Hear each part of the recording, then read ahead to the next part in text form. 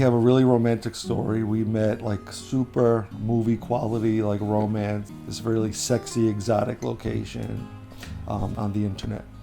That's where we met. Bumble. We met on Bumble. We went on a site. I wish it was a cooler story. But no. That's super romantic. That's the story. Yeah, that's the story. But it's definitely fate, I think. I mean, obviously we both went on Bumble, like, oh, we'll meet somebody, we'll go out, have a good time. Yeah, go on a couple dates or something. There's so many things that, God put him in my path in so many different ways over the years.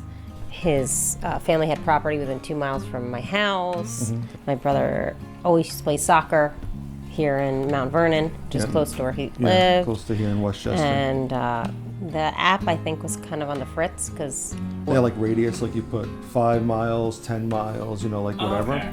And then she's just like, no, I don't know those towns. And I'm like, where do you live? And then she's telling me her towns. I'm like, I don't know that area either. Where are you? And then I'm like, oh, wait a minute, that's Long Island and not Westchester. So I was confused. And then we figured out, like, I don't know if it was maybe one day you were at work and I was in the city. I worked in Manhasset in the time. Yeah, and maybe I was in the city, and at that point it's only 10, 15 miles away. I don't know, but so we don't know the exact story, but it set us up. So we're grateful for that. Yeah, we're grateful for that. My parents were like, you're online. What if she's a killer? And then her parents, her mom said the same thing. So it's like we just tell people the Starbucks now or the Bronx Zoo. We're like, yeah. We met on the street. She lost her shoe at a ball, and I brought it to her, and that kind of stuff. But I mean, like, our first conversation, even on the phone, was like an hour. Yeah, it was fun. Change. Well, we did actually meet at a Starbucks. Because she didn't want to give me her address or her work address. No, I didn't even tell her I worked. Yeah. I literally went to Starbucks that was like... Yeah, so she's like, meet me at this down Starbucks. from my job. Because you might still be a killer or something, or a weirdo.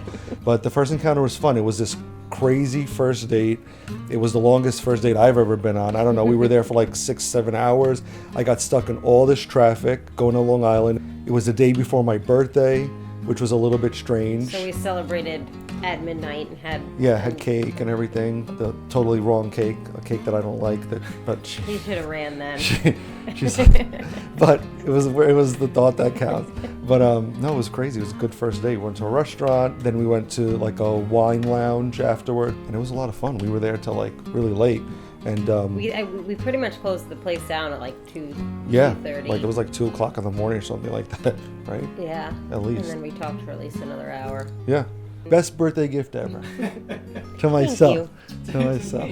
To me. So it was good. It was a good first date. She took me to this restaurant. She said, I know this guy. They own a restaurant. It's great. It's like kind of family style or whatever. I was like, okay, it's Saturday night. So I was like, maybe it might be busy. And she's like, no, don't worry. We get there. We waited like 45 minutes to an hour for a table. They had like a 50th birthday. Huge, like 50th birthday party. There was like a retirement party going. So it forced us kind of to talk for a good an hour before. We sat at the bar like at least 45 minutes to an hour, which was kind of funny. But I was like, if this is how they treat you, if you know them, like I'm like, oh my God, I was like a little worried. Yeah. We had this great dinner, we're laughing or whatever, and she's a hairdresser, so like 3 of her clients are there. So this lady stands up, she's like, oh, Carina. I'm like, oh gosh. She's like, oh, is that your boyfriend? And I'm like, She comes over and she's like, our first date. She's like, I don't want to say anything. She goes, we were watching you guys from the other table. She's like, you guys are so cute. She's like, just so in love, and like we could. Oh, it's so wonderful. Like, you're just such a great couple. And we're like just met each other like an hour ago. Thank you so much. So we didn't know what to say. We're like, oh, thank you. She's like, how long has it been going out? And she's like, we didn't know what to say. We're like, okay, thank you so much. Our food's ready. But like literally just met like an hour ago. So I thought that was kind of funny. And then all of a sudden I hear like, happy birthday, like whatever from behind me. I see this guy coming out, the head waiter or whatever, and he has like a big tiramisu on his plate. So I'm like, well, that can't be for me then, because we're getting the Napoleon. We came here specifically for this Napoleon.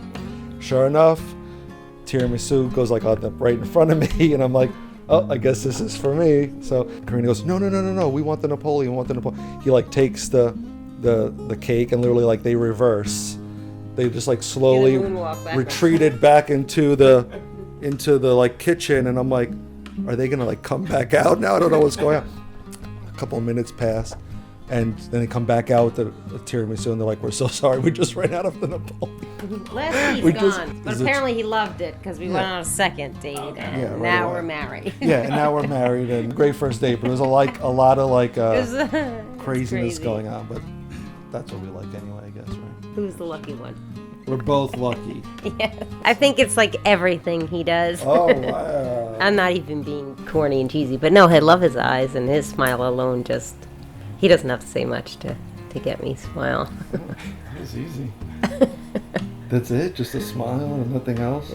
Yeah. The little things I do? Of course, obviously, the day-to-day, like, you know, he's very generous and kind and good-hearted and patient with me all the time. Gonna cry now.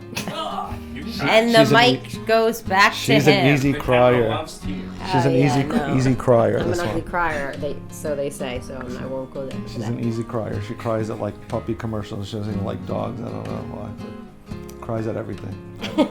So what makes you smile that I do? Ancestry. Well, you fix my hair when it's out of place. I like that. Oh. That's a good thing you do. But also she's extremely accommodating. She's like always looking out for everybody else except for herself, which is she's always putting me first, and like she does everything in the house and this and that. It's always for other people, which is like such a great quality. And so yeah, she takes care of me. So that's my favorite thing. That's my favorite thing because I need a lot of taking care of. I'm glad he likes the attention because I like to give it to him. Well, sometimes she smothers me, but Yes, definitely, constantly. she's very hands-on. She's hands-on, even though I'm the massage God therapist. bless me with she's these more big hands hands-on than I for am. that reason. That's my favorite thing. She's always willing to take care, and she's very like nurturing, you know, like maternal. She's very kind of like always wants to take care of other people. She makes it very like. And feel even like though we home. have way more space in this apartment than we did our last, we still managed to stay in the same room together. Yeah, I mean the couch is like goes from here to there. Look, we're like on the edge. Right We're here. still managed to be on. But look who's on top of who this time. Well, that's true. Yeah. See? I got your back up.